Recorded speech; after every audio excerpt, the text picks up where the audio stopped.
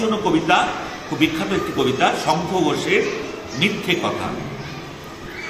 লোকে আমায় ভালোই বলে, দিব্যি চলন সই, দোষের মধ্যে একটু নাকি মিথ্যে কথা কই।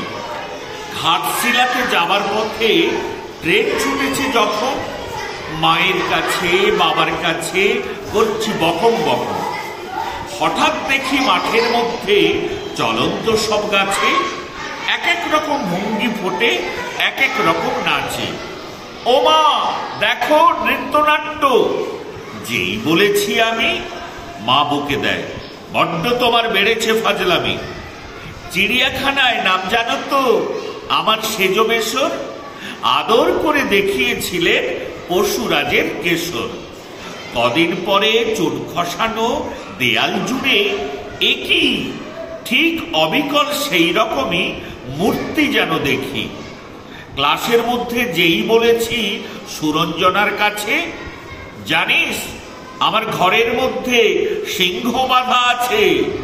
শুনতে পেয়ে দিদিমণি অমনি বলেন, শোনো এসব কথা আবার যেন না শুনি কখনো। বলি না তাই সেসব কথা, সামলে থাকি খুব। কিন্তু সেদিন হয়েছে কি এমনি বেয়াকুব, আকাশ পারে আবারও চোখ গিয়েছে আটকে, শরৎ মেঘে দেখতে পেলাম রবীন্দ্রনাথকে।